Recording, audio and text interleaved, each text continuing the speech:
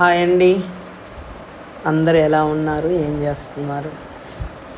అయితే విలేజ్కి వచ్చానండి నిన్ననే. మా మరిది కూతురు అనమాట, ఆడుతుంది.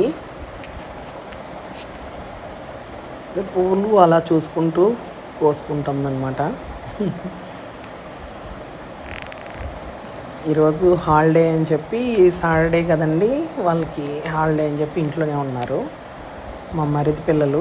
ప్రీవియస్ వీడియోలో కూడా ఉంది పాప, ఒక డ్యాన్స్ చేసిందనమాట. వీడియోస్లో ఉంటుంది.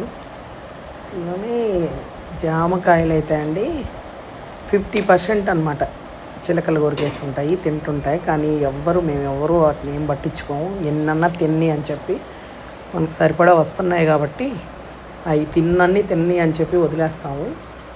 డైలీ కనీసం అంటే ఒక 10 కాయలు తినేస్తాయి అన్నమాట. 50% కూడా ఇవి పండవు.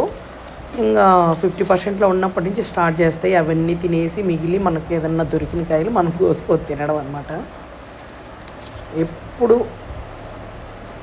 365 రోజులు కాయలు కాస్తూనే ఉంటుందన్నమాట ఈ చెట్టు. ఇంటి కాంపౌండ్ లోపలే ఉంటుందండి. ఎప్పుడు ఏ టైంలో చూసినా కాయలు ఉంటాయన్నమాట కంటిన్యూగా. అంటే కొంచెం ఎక్కువ ఉంటాయి, సమ్మర్లో మంచిగా వస్తాయి, వింటర్లో కొంచెం తగ్గుతుంది. అలాగా చిలకలు తిని మిగిలినవి అనమాట మనం తినేది. బాన్సాయి మొక్కలు.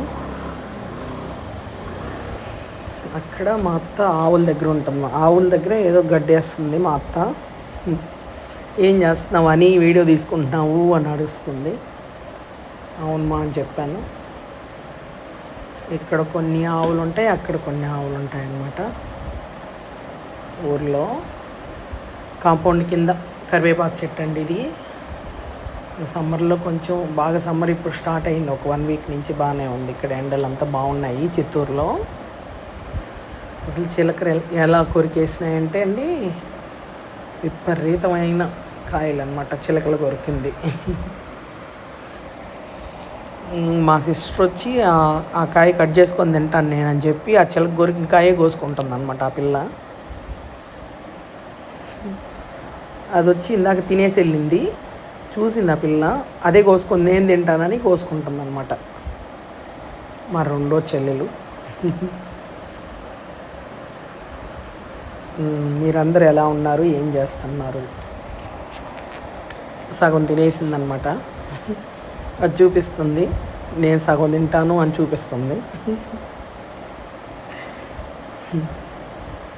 ఫుల్గా వాటికై మిగిలినట్టువే మనకి. ఇది ఇందాక చూపించాను కదా పాప, వాళ్ళ అక్క అనమాట. 2 అమ్మాయిలు వాళ్ళు మా మరిదికి.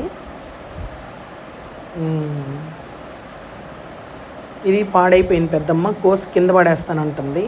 వద్దు చిలకలు తింటాయి వదిలే అంటున్నాను. ఇక్కడ బాగున్నాయి, ఇవి కావాలంటే కోసుకొని తిను అని చెప్తుంటే ఇంకా అవి చూసుకుంటుంది అనమాట. ఇది బాగుంది, అది బాగుంది అని.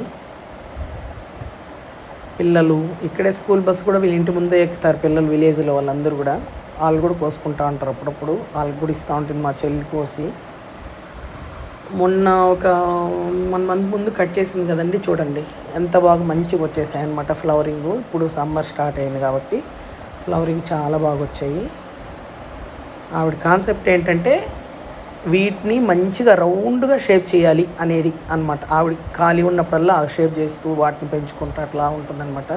చుట్టూ మొక్కలంతా కూడా అంతా ఎండిపోతూ ఎండింగ్కి వస్తున్నాయి కొన్ని పూలు అయితే.